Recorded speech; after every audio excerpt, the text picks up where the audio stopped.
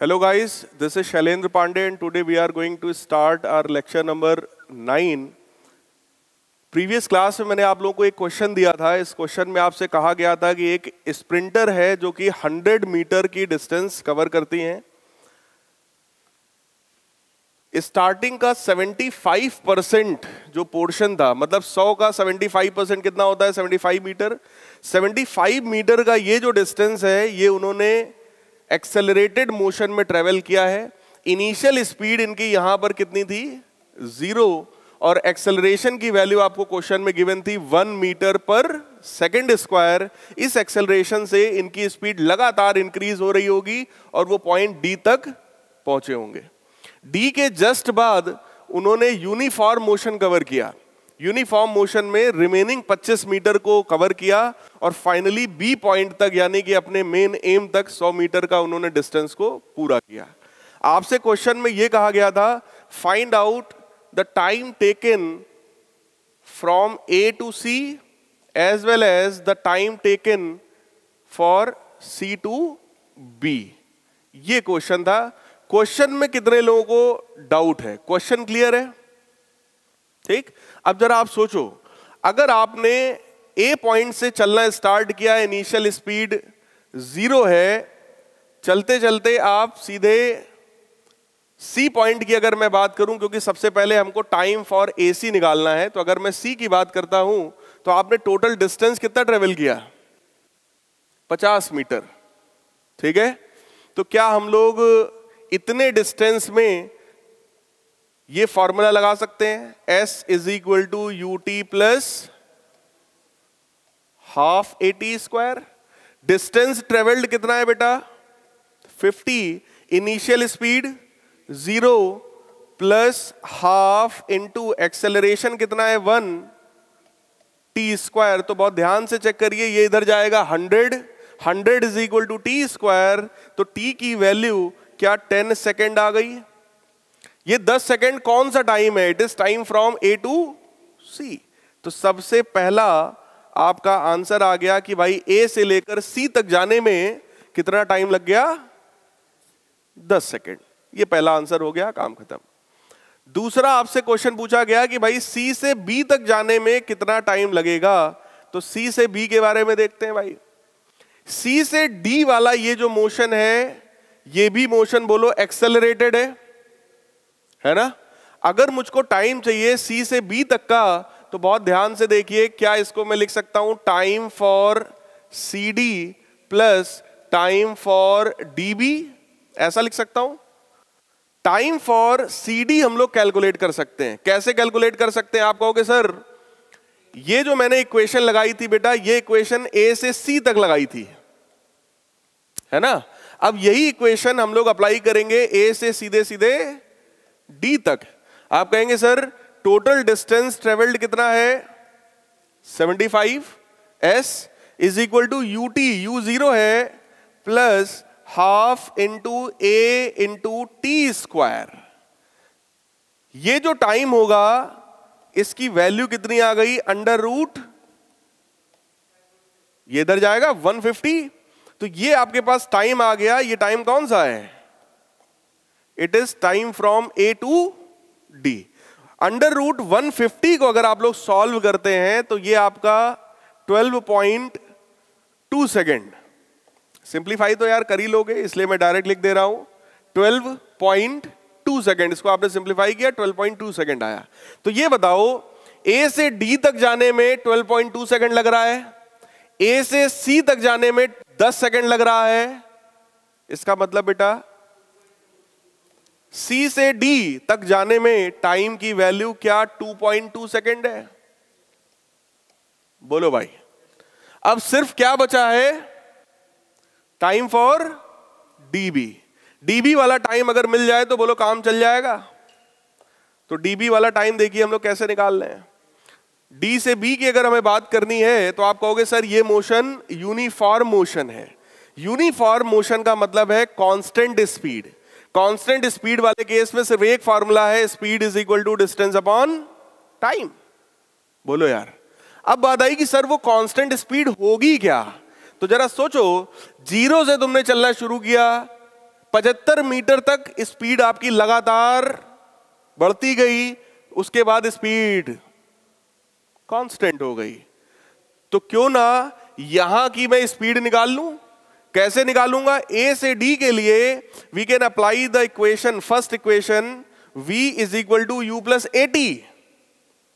You कितना है? 0, acceleration कितना है? 1, और टाइम कितना लगा? ए से लेकर डी तक पहुंचने में टाइम कितना लगा? 12.2। तो ये इक्वेशन है v is equal to u plus a t. तो बोलो वेलोसिटी डी पॉइंट पर कितनी आ गई बेटा? 12.2 मीटर पर सेकेंड। क्लियर है?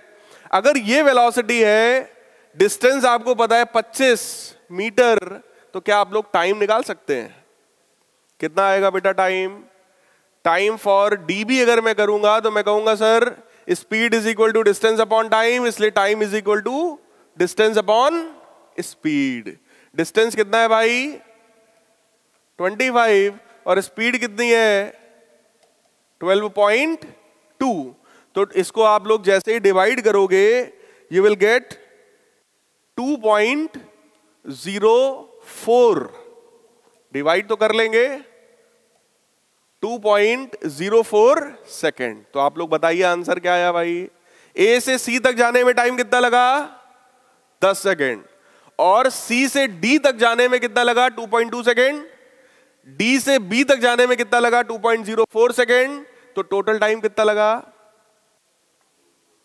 4.24 सेकेंड। Is it clear?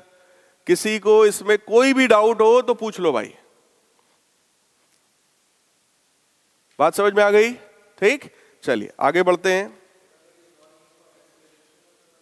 अगर हाँ कराते हैं, अभी इसका भी क्वेश्चन कराते हैं। अगर एक्सेलरेशन नॉन यूनिफॉर्म होता तो ऐसे केसेस में बेटा हमारे पास सिर्फ और सिर्फ एक फार्मूला होता है, v is equal to d s by d t. एक और होता है a बराबर dv बाई डी टी। एक और जुगाड़ू फार्मूला हमारे पास है v dv by D S. ये तीनों फार्मूले मैंने बताए थे। ये तीनों फार्मूले आप तब अप्लाई कर सकते हैं when acceleration is variable। Simple. अभी इस पर भी बेस्ड मैं आपको क्वेश्चन करवा रहा हूं, देखिए। चलो करवा ही देते हैं पहले क्वेश्चन इस पर बेस्ड।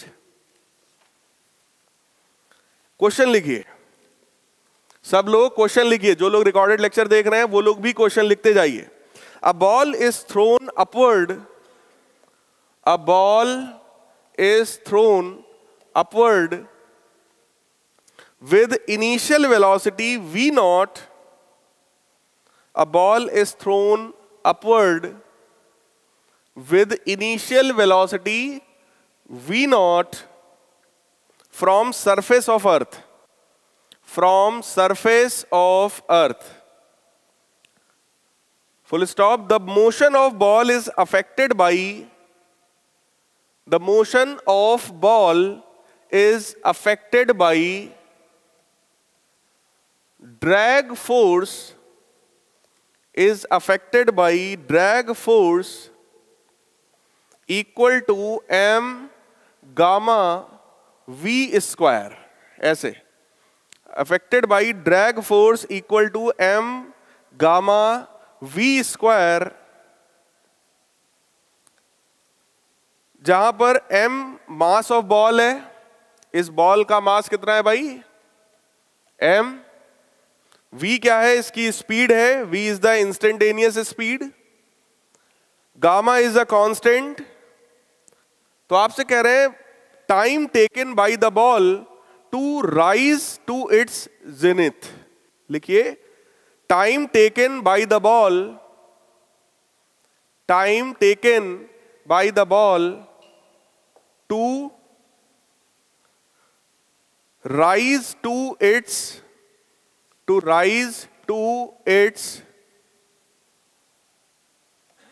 zenith। ये लिखिए zenith। इसका मतलब बताता हूं। इसका मतलब क्या होता है भाई, कोई बताएगा? Top point. मैक्सिमम डिस्प्लेसमेंट इसका क्या हो सकता है? क्वेश्चन समझ में आ रहा है? एक बॉल है, बॉल को हमने ऊपर फेंका है with initial velocity v not, mass m है, कहा जा रहा है इस बॉल पर एक ड्रैग फोर्स लग रहा है और उस ड्रैग फोर्स की वैल्यू है m gamma v square. m mass है, v उसकी इंस्टेंटेनियस स्पीड है, गामा एक कांस्टेंट है।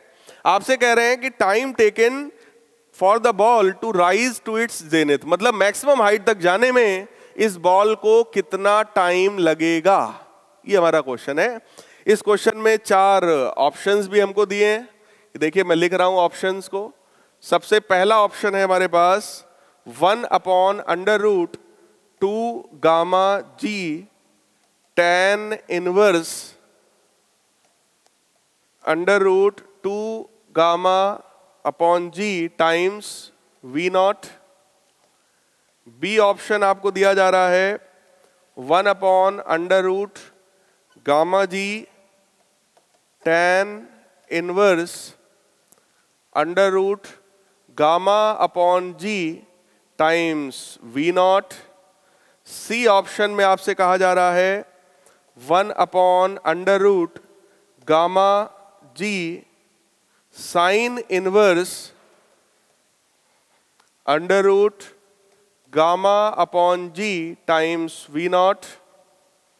और फोर्थ ऑप्शन चलिए मैं यहां लिख दे रहा हूं, फोर्थ ऑप्शन यहां लिख दे रहा हूं 1/√2 gamma g log natural log ln 1 plus √2 gamma upon g times v not.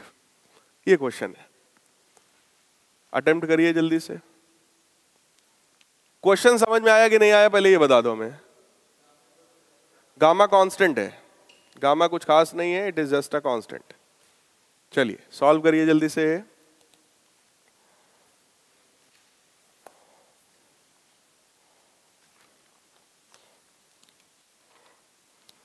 Solve करिए जल्दी से, सब लोग अटेम्प्ट करिए। सबसे पहले ये चेक करिए यहां पर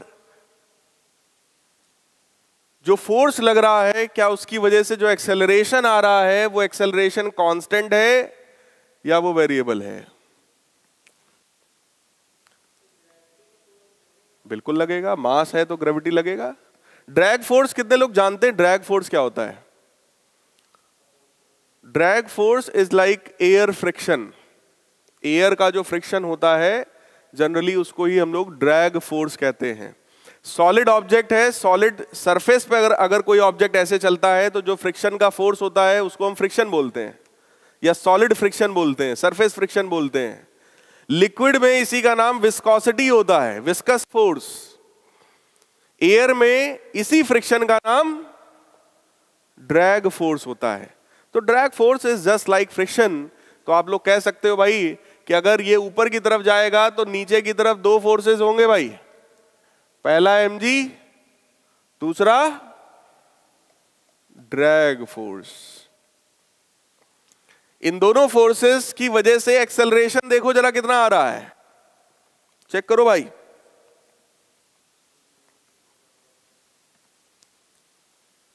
अगर इसके एक्सेलरेशन की बात किया जाए तो बहुत ध्यान से सोचिएगा, एक्सेलरेशन की value g plus gamma v square होगा क्या?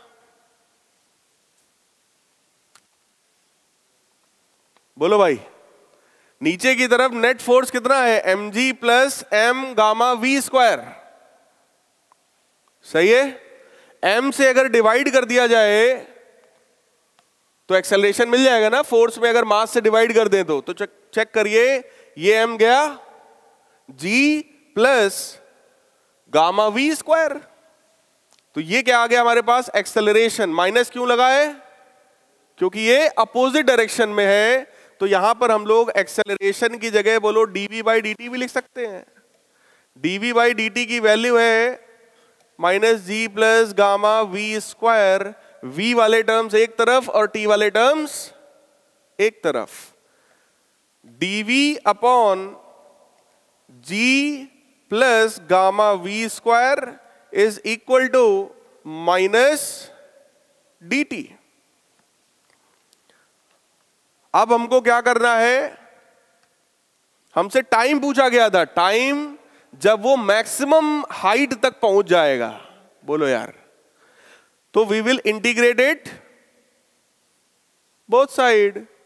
Initial time 0, final time t। Initial velocity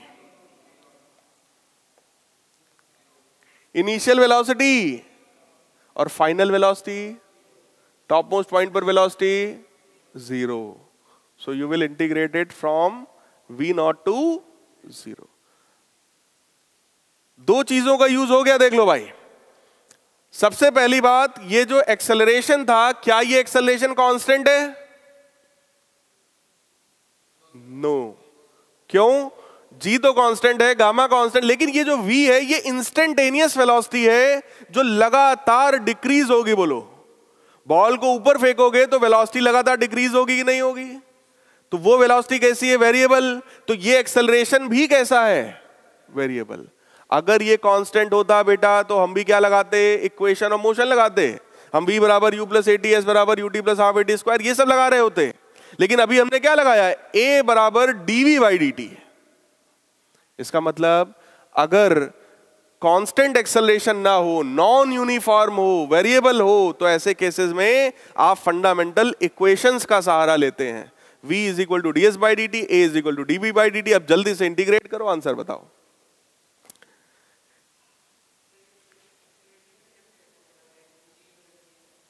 अरे बेटा बहुत सिंपल है, नेट फोर्स ये है, किसी भी ऑब्जेक्ट पर नेट फोर्स बोलो ma के बराबर होता है। ma is equal to mg plus m gamma v square. बोलो तो a की वैल्यू कितनी आ जाएगी? माइनस मैंने क्यों लगा रखा है? क्योंकि वो अपोजिट डायरेक्शन में जा रहा है ऑब्जेक्ट ऊपर, लेकिन वो है नीचे, इसलिए माइनस लगाया, दैट्स इट। अभी बात समझ में आ गई? ठीक। अब सिर्फ तुमको ये इंटीग्रेट करना है, सिर्फ आपको ये इंटीग्रेट करना है। देखो भाई मैं इधर लिख रहा हूं इंटीग्रेशन, इंटीग्रल dv अपॉन, बहुत ध्यान से देखिएगा, क्या मैं यहां से गामा कॉमन ले सकता हूं? तो ये आपका बन जाएगा g upon gamma plus v square equal to minus integration of dt। Time है 0 से t, लेकिन स्पीड जो है वो v0 से 0। करेक्ट है? आगे बढ़ा दे रहा हूं, अभी ऑप्शंस मैच करने के लिए फिर से इसको हम लोग देख लेंगे, इसमें क्या करना है। देखिएगा ध्यान से, 1 अपॉन गामा तो बाहर हो गया, एक हल्का सा मैनिपुलेशन और करो भाई। इस चीज का डायरेक्ट इंटीग्रेशन का कोई खास अच्छा फॉर्मूला नहीं है हमारे पास। क्या कर सकते हैं हम लोग? We can write it like under root g upon gamma का स्क्वायर प्लस v स्क्वायर, ऐसा लिख सकता हूं, इक्वल टू माइनस, अगर ध्यान से देखो तो t आएगा, यही टाइम t निकालना है अपने को, है ना? v0 से 0 तक, तो ये माइनस को इधर ले आओ, -1 अपॉन गामा, इसका फॉर्मूला कोई बताएगा? 1 by a 1 by x square plus a square का अगर आप इंटीग्रेशन करते हैं विद रिस्पेक्ट टू x, तो इसका फॉर्मूला होता है 1 by a tan inverse x by a। इतना देखने से ही दो ऑप्शंस तो आपके पीछे गए। ये देखिए, क्या बेटा? हाँ बी करेक्ट है आपका, सही आपने सॉल्व किया। इतना देखने से ही दो ऑप्शन गए। पहला कौन सा? लॉ की बात तो होनी नहीं है, tan इनवर्स की बात होनी है। ये वाला भी गया। अब या तो ये या तो ये, आप खुद देख लो, पिक्चर में g बाई गामा चल रहा है, तो आंसर में भी 2 वाला कोई टर्म तो है नहीं, यहां पे पूरे में कहीं 2 वाला कोई टर्म दिख रहा है। अगर मैं इंटीग्रेट भी करूंगा तो 1/a tan इनवर्स x/a। बोलो यार, 2 की बात कहीं से आई? इसका मतलब आंसर, बहुत ज्यादा ईमानदारी दिखाने की जरूरत नहीं है कि हम नहीं सर पूरा हम निकाल लेंगे सर, हम तभी ऑप्शन रखेंगे, हम ऐसा करने की जरूरत हमको नहीं है। इतने से हमको पता चल गया कि मेरा आंसर क्या होने वाला है। लेकिन हाँ, अगर आप करना चाहते हो तो आपको दिख गया होगा 1/a हम बाहर कर लेंगे बेटा। 1/a, a ये है, इसको बाहर करोगे तो √γ/g हो जाएगा अपने आप। कर लोगे? कोई डाउट किसी को? ठीक, तो ये था अगर वेरिएबल एक्सेलरेशन होता है तो ऐसे केसेस में क्या करेंगे।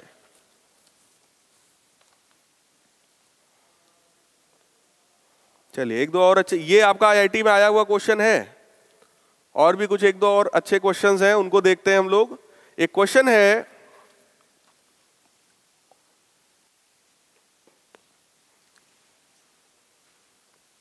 है, a man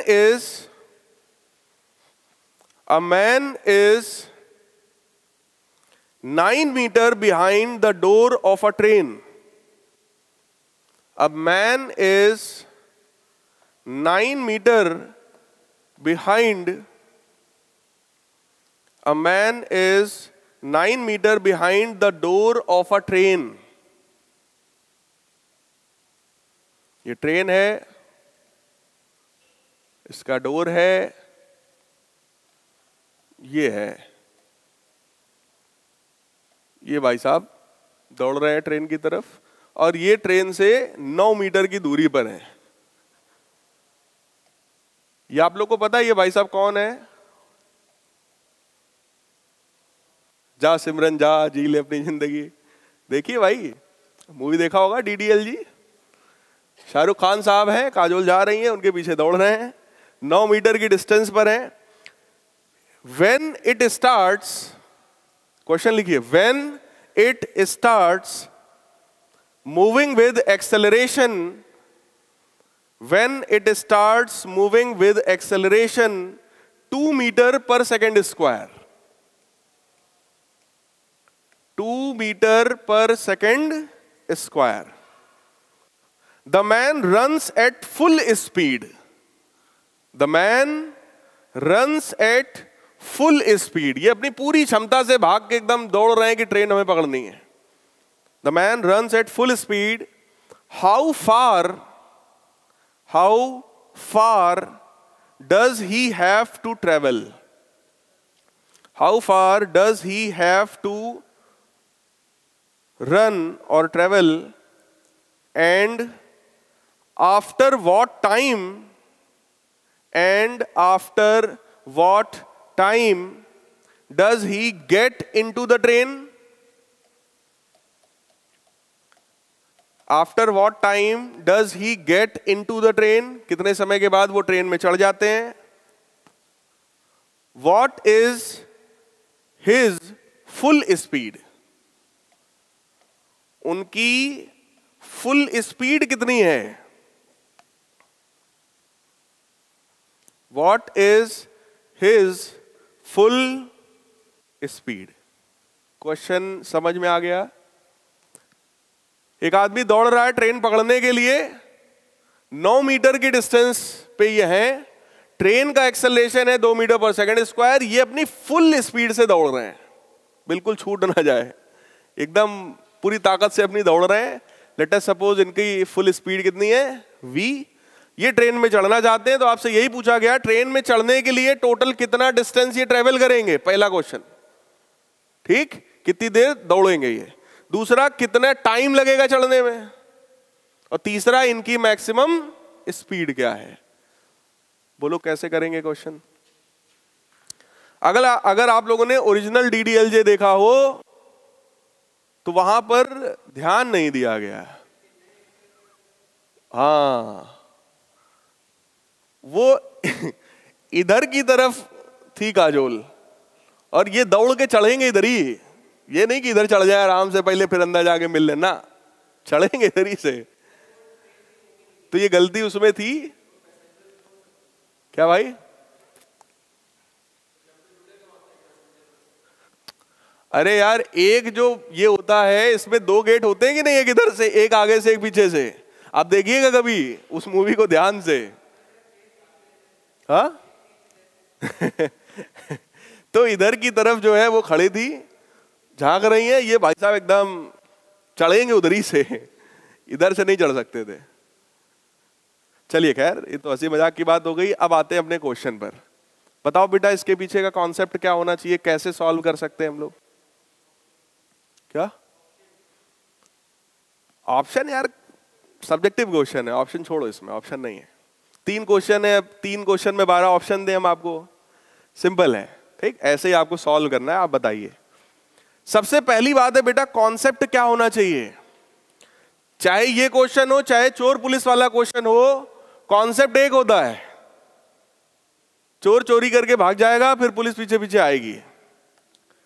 ठीक, कहीं पे वो जाकर के दौड़ रहा होगा, फिर पुलिस की स्पीड ज्यादा रही होगी, पुलिस जाएगी, उसको पकड़ लेगी।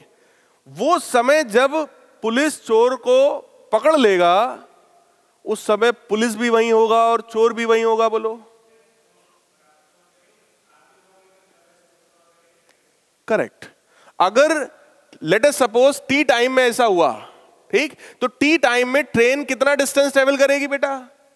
ट्रेन की इनिशियल स्पीड कितनी है? 0। तो ट्रेन कितना डिस्टेंस ट्रेवल करेगी बताओ? S बराबर ut plus half A T square. u तो 0 है, half a into T square. बोलो इतना डिस्टेंस किसने ट्रेवल किया? ट्रेन ने। इनको कितना ट्रेवल करना है? इनको कितना ट्रेवल करना है? 9 तो करना ही करना है, और जितना ये चल गई है ट्रेन उतना इनको भी करना है। तो इन्होंने कितना डिस्टेंस ट्रेवल किया होगा? मैन की फुल स्पीड कितनी है? v। तो मैन का मोशन कैसा है बेटा? यूनिफॉर्म या नॉन यूनिफॉर्म? यूनिफॉर्म। यूनिफॉर्म में बोलो एक ही फॉर्मूला होता है, speed is equal to distance upon time. तो डिस्टेंस कितना ट्रेवल करेगा man? Speed multiplied by time. Time कितना लगा? t second. तो कितना हो गया? vt। अब जरा ये बताओ, लेट अस सपोज ये ट्रेन 15 मीटर चल गई, ठीक है, ट्रेन यहां पर है, तो मैन को टोटल कितना चलना पड़ेगा? 15 वो और 9। बोलो यार, क्या ये बात सही है? कॉन्सेप्ट आपको समझ में आया? The distance travelled by the man is equal to 9 plus distance travelled by the train. Correct लगाया मैंने। यहां से आप देखिए क्या मिलेगा? 9 plus v t is equal to T square. So we can write here v t is equal to T square minus 9। So v is equal to T square minus 9 upon.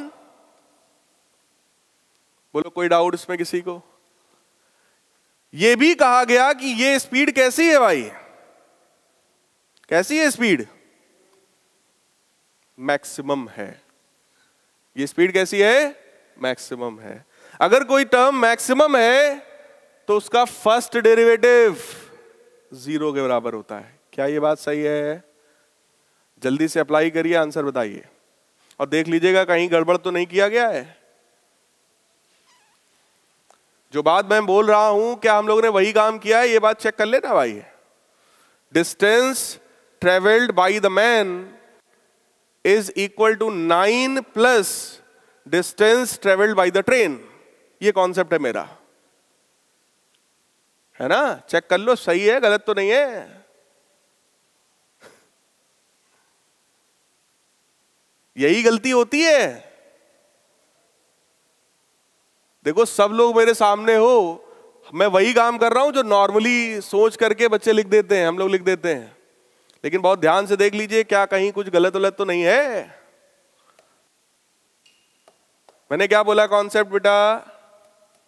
Distance travelled by man is equal to 9 plus distance travelled by train. Train ने कितना distance चला? आपने 9 इधर जोड़ा है या इधर जोड़ा है? सही है या गलत है? बात समझ में आई? तो इस तरह की गलती मत करिएगा, ये गलती बहुत नॉर्मल सी गलती है, अक्सर ये गलतियां हो जाती हैं। हमसे भी देखिए बताते बताते ये गलती हो गई, लेकिन इस चीज को बहुत एक बार दो बार दिमाग को जोर दे करके चेक किया करिए जो लिखा है वो सही है कि नहीं है। मैं स्टेप स्टेप पे इस चीज को चेक करता रहता हूं, जो मैंने लिखा है कहीं गलत तो नहीं है। गलती करना बुरा नहीं है, लेकिन गलती से सीख लेना ये जरूरी है, ठीक? तो फिलहाल छोटी सी एक गलती हम लोग की, क्या ये 9 जो हम लोगों ने इधर ऐड किया है, इसको किधर ऐड करना चाहिए? हमको किधर करना चाहिए भाई? इधर। गलती समझ में आई कि नहीं आई सबको? बेटा ज्यादा डिस्टेंस कौन चलेगा, मैन या ट्रेन? मैन, है ना? तो मैन की डिस्टेंस ज्यादा होनी चाहिए। मैन की डिस्टेंस ये है, this should be equal to 9 plus this, correct है? तो ये आ गया vt is equal to T square plus 9। तो v की वैल्यू कितनी आ गई? T square plus 9 by t. अब आपसे ये कहा गया कि ये स्पीड इनकी मैक्सिमम है। अगर मैक्सिमम है तो पहला डेरिवेटिव 0 होगा। तो पहला डिफरेंशिएशन करिए, 0 के बराबर करिए। टाइम कभी माइनस होता नहीं है, इसलिए टाइम कितना लोगे? समझ में आ गया? देखिए ये स्पीड आ गई, हमसे ये कहा गया ये स्पीड मैक्सिमम है। सो फॉर v मैक्सिमम, हम सबको पता है मैक्सिमम मिनिमम में मैंने आपको पढ़ाया है, अगर किसी भी टर्म की वैल्यू मैक्सिमम है तो उसका पहला डिफरेंशिएशन हमेशा 0 के बराबर होता है। तो आपको इसका डिफरेंशिएशन 0 के बराबर करना है। ये क्या है? डिवीजन है। तो डिनोमिनेटर अलग करो, न्यूमरेटर का डिफरेंशिएशन 2t माइनस न्यूमरेटर को अलग करो, डिनोमिनेटर का डिफरेंशिएशन t का differentiation 1 divided by T square, it should B 0। Clear है? बोलो यार। ये जो t है क्योंकि डिनोमिनेटर में है और ये पूरा 0 के बराबर है, इसका मतलब t तो 0 नहीं हो सकता, t 0 नहीं हो सकता, अदरवाइज ये क्या हो जाएगा? इनफाइनाइट, ठीक? तो t 0 नहीं हो सकता। तो मैं आगे बढ़ रहा हूं, ये कितना लिखा हुआ है? This is 2t square, 2t square minus t square minus 9, it should be equal to 0। So t square should be equal to 9। तो टाइम की दो वैल्यूज आई हमारे पास, +3 एंड -3, लेकिन टाइम कभी निगेटिव होता नहीं है, इसलिए टाइम की वैल्यू कितनी आ गई? 3 सेकेंड। तो 3 सेकेंड के बाद ये ट्रेन में एंट्री करेंगे, पहला आंसर आ गया।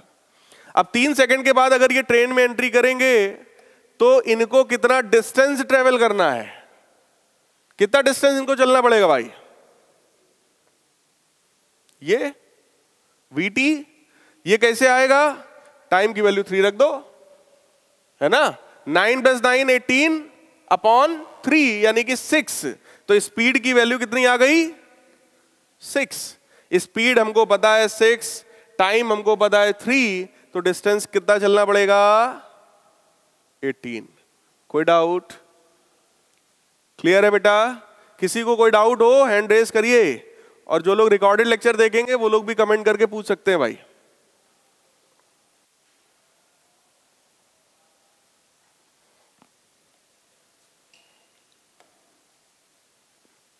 बढ़ा दूं आगे?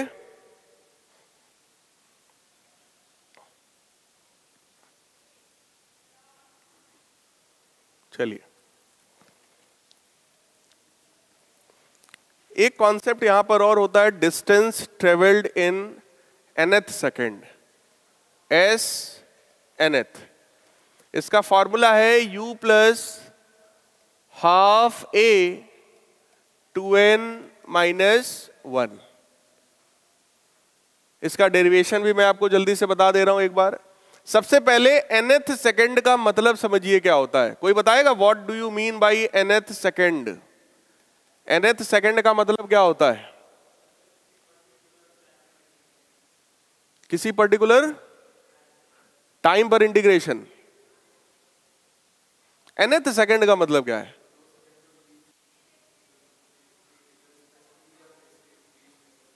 Correct correct correct correct correct. पहले सेकंड का मतलब क्या है? फर्स्ट सेकंड क्या होता है? Very good. फर्स्ट सेकंड का मतलब है it is the time interval between t बराबर 0 टू t बराबर 1। दूसरा सेकंड कौन है?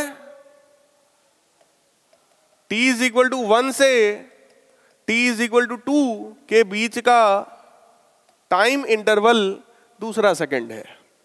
तो बेटा nth सेकंड क्या हुआ? It is the time interval between n-1 second to n second. Clear है? कोई डाउट तो नहीं किसी को? ठीक।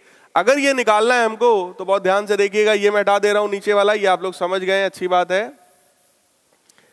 nth सेकेंड का मतलब ये टाइम होता है। अब आप लोग ध्यान से देखिए, अगर कोई ऑब्जेक्ट है यहां से चलना शुरू करता है, ये एक पॉइंट पे पहुंचा A, ये पॉइंट पे पहुंचा B, यहां पर टाइम जो है वो n-1 सेकेंड है और यहां पर जो टाइम है वो n सेकेंड्स है।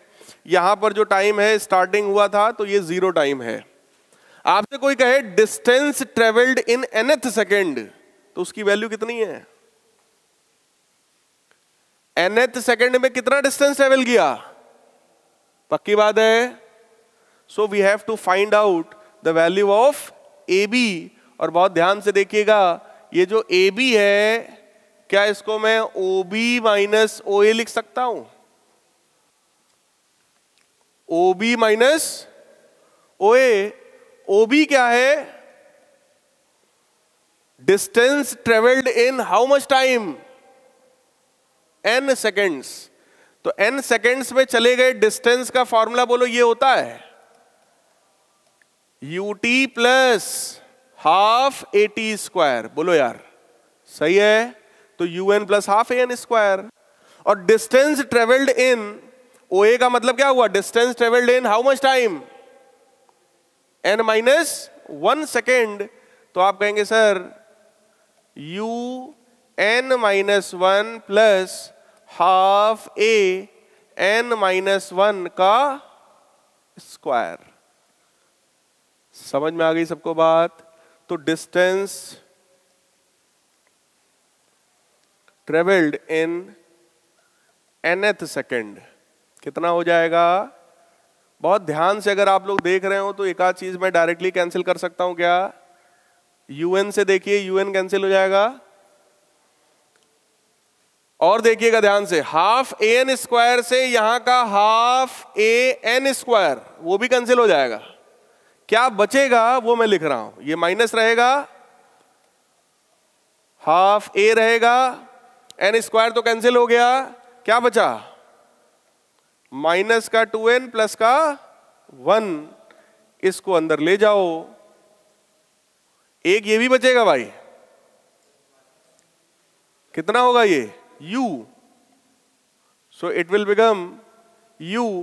ये माइनस अंदर जाएगा, ठीक? तो प्लस an, ये वाला माइनस अंदर जाएगा, माइनस a/2। तो देखिए u प्लस a/2 अगर मैं कॉमन कर लूं, a/2 अगर कॉमन कर लूं तो आप कहेंगे सर यहां तो 2 है नहीं, तो 2 का मल्टीप्लाई कर लो, 2 का डिवाइड कर लो। डिवीजन वाला बाहर आ गया, जो मल्टीप्लाई करोगे क्या वो 2n बन जाएगा और ये -1 बन जाएगा। तो ये देखिए हमारे पास फार्मूला हो गया। Distance travelled in nth second का फार्मूला हो गया u plus half A 2n minus 1। जल्दी से लिख डालिए, u plus half A 2n minus 1।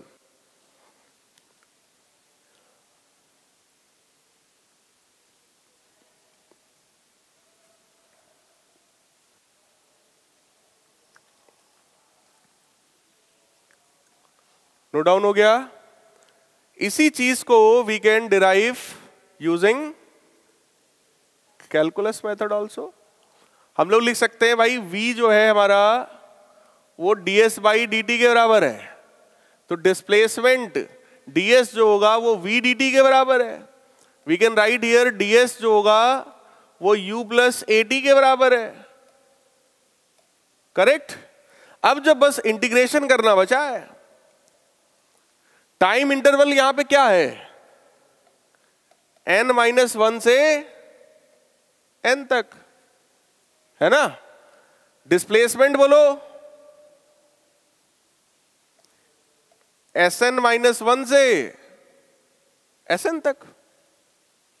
Correct है। सो जैसे ही हम लोग लिमिट लगाएंगे बेटा, ये बन जाएगा आपका Sn minus Sn minus 1 equal to u बाहर करिए, dt का इंटीग्रेशन हुआ t,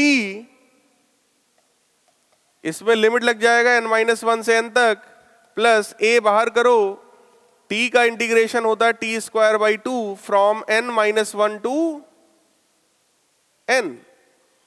so we can write here S nth की वैल्यू हो जाएगी u n-n प्लस 1, बोलो upper limit minus lower limit, तो माइनस n प्लस 1 हो जाएगा,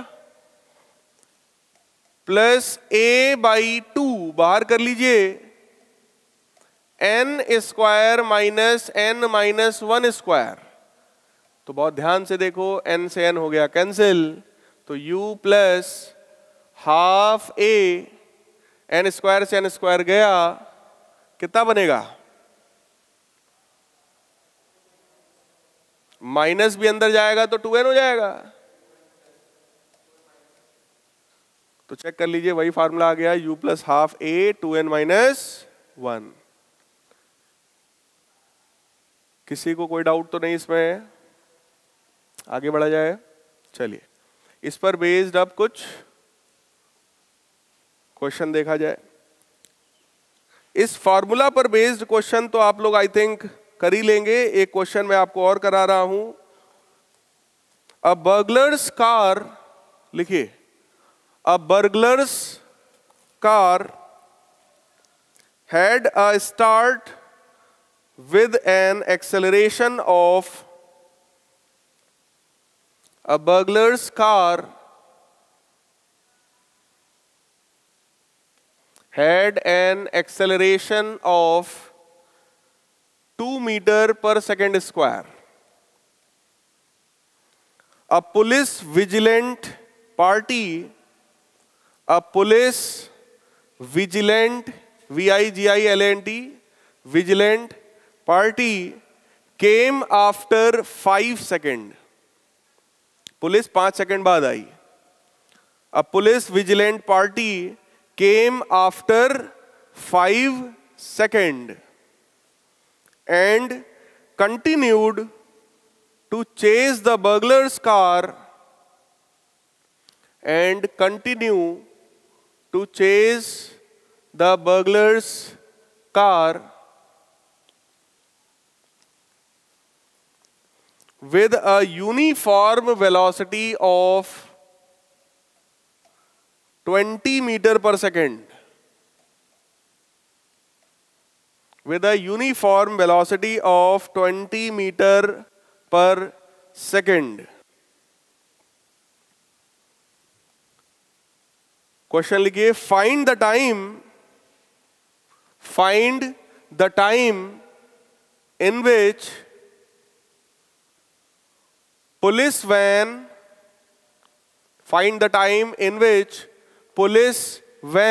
overtakes the burglar's car.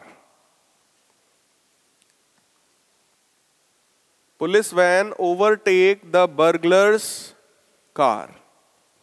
Question में कहा गया, सिंपल अगर मैं लैंग्वेज में आपसे बात करूं तो एक चोर है, कहीं से चोरी करके भागा, चोर के कार का एक्सेलरेशन है 2 मीटर पर सेकंड स्क्वायर, तो वो भाग रहा है लगातार। पुलिस 5 सेकंड लेट आई है और पुलिस जो है वो 20 मीटर पर सेकंड की यूनिफॉर्म स्पीड से पुलिस ट्रेवल कर रहा है। ठीक, आपसे कहा गया कि कितने टाइम के बाद पुलिस उस चोर को पकड़ लेंगे, ये क्वेश्चन है। पिछले क्वेश्चन में आपसे कहा गया था कि वो 9 मीटर पीछे है। पिछले क्वेश्चन में डिस्टेंस दिया था कि 9 मीटर पीछे है। इस बार आपको क्या दिया है? टाइम दिया है कि ये 5 सेकंड लेट हैं। तो अब करिए जरा, सॉल्व करो। पुलिस का मोशन यूनिफॉर्म है और उसका मोशन नॉन यूनिफॉर्म है।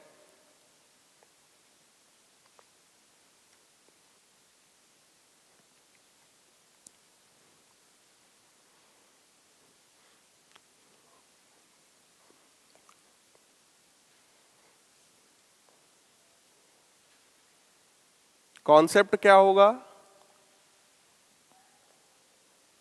अगर पुलिस 5 सेकंड लेट है तो इसका मतलब क्या हुआ?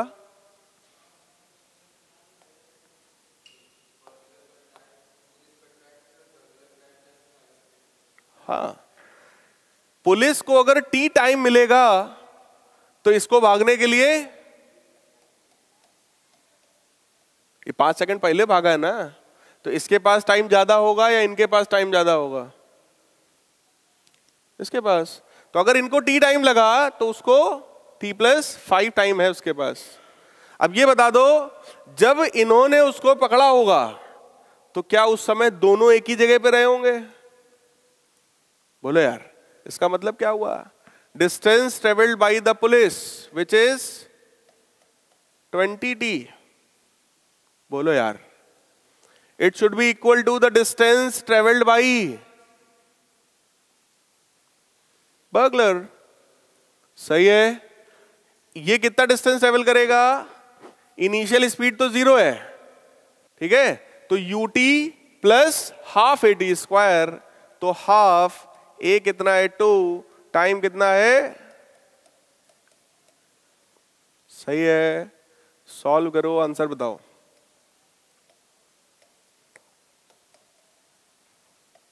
t² प्लस 10t प्लस 25, तो t² minus 10t plus 25 equal to 0। इस क्वाड्रेटिक इक्वेशन को आप सॉल्व करिए और आंसर टाइम के लिए बताइए। 2 फैक्टर्स आ जाएंगे आई थिंक, t-5 का होल स्क्वायर है ना, तो t की वैल्यू कितनी आ गई? तो कितने सेकंड के बाद पुलिस पकड़ेगी भाई? 5 सेकंड के बाद। कॉन्सेप्ट समझ में आया क्या है? कॉन्सेप्ट एक ही है कि जब ये उसको पकड़ेगा तो उस समय ये भी वहीं होगा और वो भी वहीं होगा, पुलिस भी वहीं होगा और चोर भी वहीं होगा, तभी तो पकड़ पाएगा, अदरवाइज ओवरटेक करना पॉसिबल नहीं है। ठीक है, चलिए अब अगला कॉन्सेप्ट है हमारे पास। ये सब तो मोशन इन स्ट्रेट लाइन के कई सारे वैरायटी ऑफ क्वेश्चंस हो गए। अब हम लोग के पास कॉन्सेप्ट है मोशन अंडर ग्रेविटी। अगर किसी ऑब्जेक्ट को यहां से आप ड्रॉप करते हैं और वो नीचे की तरफ आता है, या किसी ऑब्जेक्ट को आप नीचे से ऊपर की तरफ फेंकते हैं, तो इस तरह का मोशन जो वर्टिकल डायरेक्शन में मोशन होता है, इसको हम बोलते हैं मोशन अंडर ग्रेविटी, क्योंकि अर्थ हर ऑब्जेक्ट को हमेशा अपनी तरफ खींचने का प्रयास करती है। ठीक, तो इसका जो एक्सेलरेशन होगा दैट इज +g, लेकिन इसका जो एक्सेलरेशन होगा दैट इज -g। इनके लिए हमारे पास इक्वेशन है v is equal to u plus gt, h is equal to ut plus half gt², और v² is equal to u² plus 2gh। इसमें बस क्या होगा? माइनस हो जाएगा, ut माइनस हाफ gt² और v² is equal to u² minus 2gh। Clear है? Question लिखिए। चलो, इस क्वेश्चन को मैं डायग्राम के बेसिस पर ही आपको समझा दे रहा हूं, देखिएगा। क्वेश्चन में कहा जा रहा है ball is thrown vertically upwards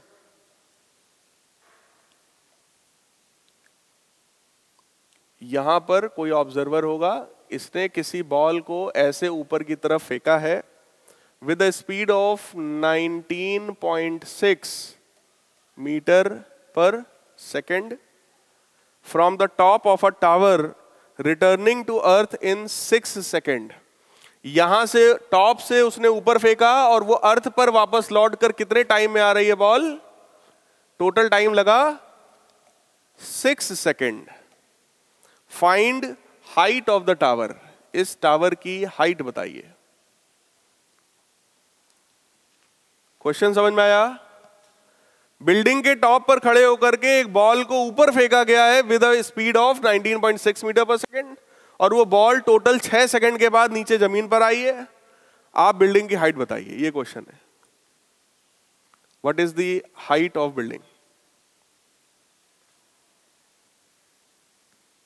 कैसे करोगे आप इसको? करिए करिए करिए।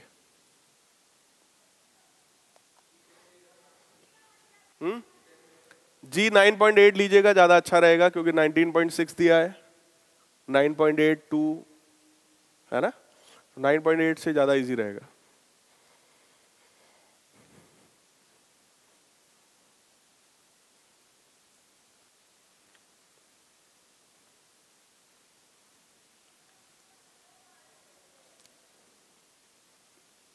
कॉन्सेप्ट बताइए, आप लोग जो कर रहे हैं उसके पीछे आप क्या सोच रहे हैं, कैसे करोगे आप?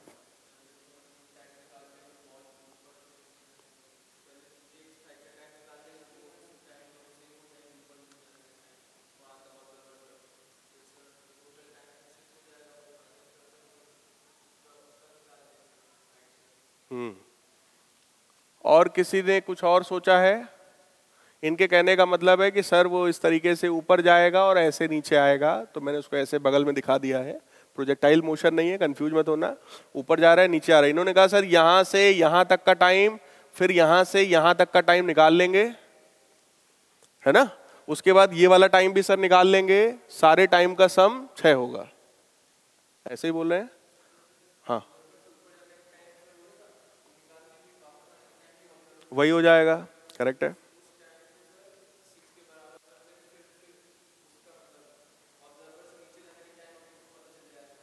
आपको बेटा क्वेश्चन में दिया है यहां से ऊपर जाना, ऊपर से एकदम नीचे आना, इतने में टाइम क्या लगा, ये दिया गया है। ठीक है, ठीक है भाई, इनका अप्रोच अच्छा है। और बताइए, और कोई और अप्रोच किसी का? आप भी बताओ भाई, कैसे करोगे बेटा? हाइट निकाल लेंगे कैसे?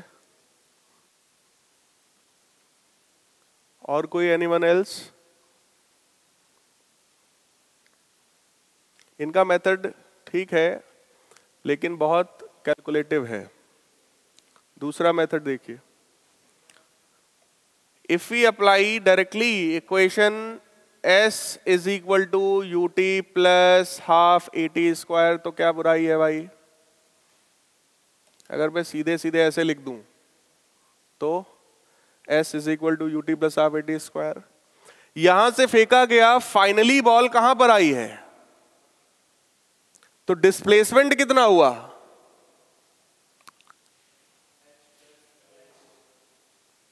डिस्प्लेसमेंट कितना हुआ? -h। बोलो यार,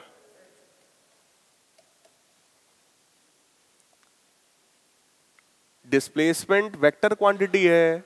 आपने फेंका था ऊपर, फाइनली पहुंचा नीचे, तो डिस्प्लेसमेंट पॉजिटिव में हो गया या निगेटिव में?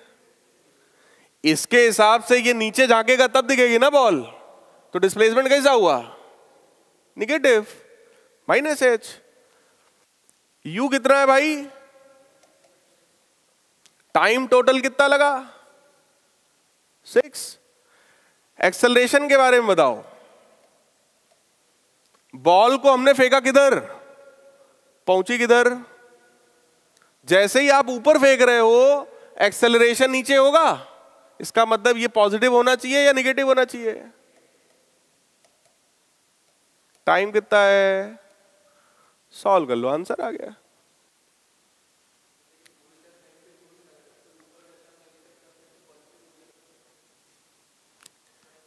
यही तो इस मेथड में खासियत है, आपने पूरे मोशन को एक इक्वेशन में लिख दिया है। आपने ये देखो, जब भी हम लोग इक्वेशन लगाते हैं एस बराबर UT plus half A T square, इसमें ये बात ध्यान रखना चाहिए कि एस क्या है? एस डिस्प्लेसमेंट है। पूरे मोशन में टाइम लगा 6 सेकंड, ओवरऑल डिस्प्लेसमेंट कितना हुआ? -h, इसीलिए तो मैं -h लिख रहा हूं। टाइम में पूरा ले रहा हूं। बात कुछ समझ में आई? तो ये भी एक अप्रोच है इसी क्वेश्चन को करने का। सबके मन में ये बात आती है कि सर पहले ऊपर गया है फिर नीचे आया है, तो पूरी बात कैसे कवर हुई? पूरा यहां पे कवर होगा। अदरवाइज जो दूसरा मेथड आपने सोचा, एक बार उससे भी करिए इसी क्वेश्चन को, थोड़ा लेंदी होगा, लेकिन आपके दिमाग में कॉन्सेप्ट क्लियर जाकर के बैठेगा कि इससे भी वही आ रहा है और इससे भी वही आ रहा है। ये भी एक अच्छा मेथड है, इनफैक्ट बहुत अच्छा मेथड है इस तरह के क्वेश्चंस को करने का, कि अगर हाइट पर खड़े होकर आप किसी ऑब्जेक्ट को फेंक रहे हो तो ओवरऑल डिस्प्लेसमेंट को निगेटिव ले लेना, पूरे मोशन का टाइम ले लेना, सिंप्लीफाई कर देना, आ जाएगा। क्लियर है? ठीक। हमेशा ऑब्जर्व किया जाता है इनिशियल से। इनिशियली हमने उसको फेंका है ऊपर, लेकिन एक्सेलरेशन है नीचे, इसलिए निगेटिव लिया मैंने। कर पाएंगे? सॉल्व कर लोगे नहीं कर लोगे इसको? जैसे ही आप सॉल्व करेंगे ये आएगा 58.8। किसी ने देखिए सॉल्व कर भी लिया है जी? कोई डाउट किसी को? v square is equal to u square plus 2gh। v कितना होगा? क्यों 0 हो जाएगा? जब कोई बॉल नीचे आएगी यहां पर क्या वेलोसिटी 0 होती है? यहां तो मैक्सिमम वेलोसिटी होती है, नहीं अप्लाई कर सकते। मतलब अप्लाई तो ठीक है, हो जाएगा, लेकिन वो वेलोसिटी रखो फिर एक्चुअल में जो है, तो तुम्हें निकालना पड़ेगा। पहले आप इसको यहां से ऊपर फेंकोगे तो ऊपर की तो 0 है, फिर ऊपर से नीचे तक आने की वेलोसिटी तुम्हें निकालना पड़ेगा बेटा, v स्क्वायर बराबर 2gh लगाकर। तो फिर क्या फायदा इतने टफ में जाने का, मतलब इतने कैलकुलेटिव बनाने का किसी सिंपल क्वेश्चन को कोई मतलब नहीं है। ये भी एक अप्रोच है जिससे मुझे लगता है कि ये क्वेश्चन इजी हो जाएगा। ठीक, तो इस टेक्निक को भी दिमाग में रखिएगा कि आप डायरेक्टली भी लगा सकते हैं कहीं पे अगर रिक्वायरमेंट आया तो। चलो अगला क्वेश्चन देखो, बहुत बढ़िया है। अ बॉल थ्रोन अप, लिखिए, a ball throne up is caught by the thrower. A ball thrown up is caught by the thrower after 4 seconds. After 4 seconds. एक थ्रोअर था, उसने बॉल को ऐसे फेंका और 4 सेकंड के बाद वापस कैच कर लिया। मतलब 2 सेकंड ऊपर जाने में लगा होगा और 2 सेकंड। बात समझ में आ रही है? ठीक। How high did it go? लिखिए, how high did it go and with what velocity was it thrown? And with what velocity was it thrown? कितना ऊपर तक गया और किस वेलोसिटी से इसको फेंका गया। और लिखिए अगला पार्ट इसमें, how far was it, how far was it below the highest point, how far was it below the highest point 3 seconds after it was thrown? How far was it below the highest point 3 seconds after it was thrown? Question कितने लोग को समझ में आ रहा है? बोलो भाई। किसी एक बॉल को यहां से थ्रोअर ने फेंका, 2 सेकंड उसको लगा टॉप मोस्ट पॉइंट तक जाने में, 2 सेकंड लगा होगा आने में, इसलिए टोटल टाइम कितना लग गया? 4 सेकंड। सबसे पहली चीज तो यही पूछा गया कि वो मैक्सिमम कितना हाइट तक गया, तो h बता दो। ठीक, इनिशियल स्पीड क्या है, u बता दो। तीसरे पार्ट में आपसे कहा गया है कि फेंकने के, बॉल को फेंकने के 3 सेकंड के बाद बॉल मैक्सिमम हाइट से कहां पर है।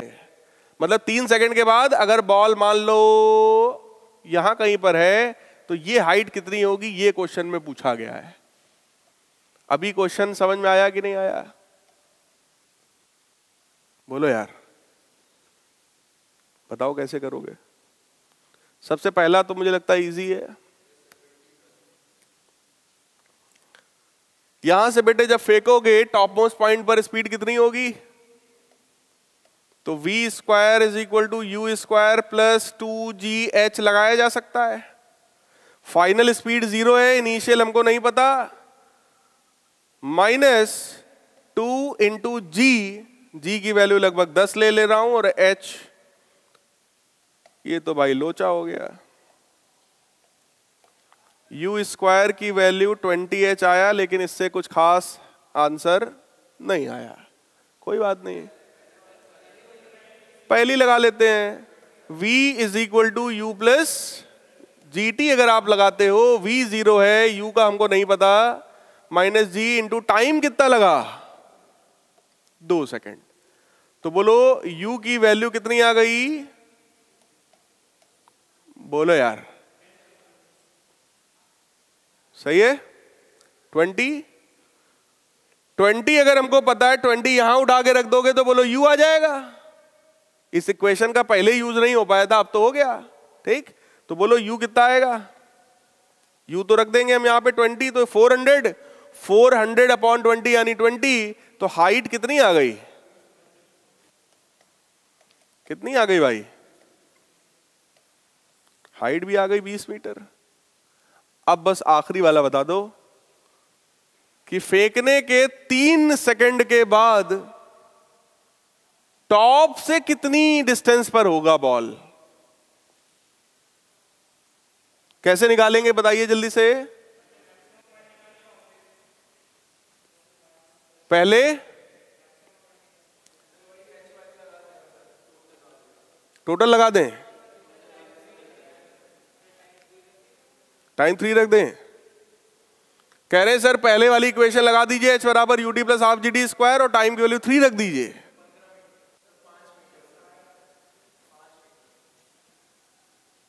आंसर सही है। अरे यार, इसको हम लोग सीधे ही कर सकते हैं, उतनी मेहनत करने की जरूरत नहीं हमको। हम ये कह सकते हैं 2 सेकंड तो इसमें चला गया, तुम सिर्फ ये निकाल लो टॉप से यहां से 1 सेकंड में कितना नीचे गिरेगा, बस ये निकाल लो। तो आप भी कहोगे सर ये जो हाइट h है this is equal to u t plus half g t square, तो u कितना है? 0। क्यों? टॉप मोस्ट पॉइंट पे u कितना होता है, मतलब टॉप मोस्ट पॉइंट पे स्पीड कितनी होती है? 0। तो u t plus half into g into 1 square, आगे answer. Any doubt in this? Clear है? ठीक है, तो आज की क्लास में इतना ही रखते हैं। नेक्स्ट क्लास में हम लोग ग्राफ एनालिसिस करेंगे, पूरे ग्राफ के कॉन्सेप्ट को हम लोग समझेंगे। मिलते हैं नेक्स्ट क्लास में। Good bye, take care guys.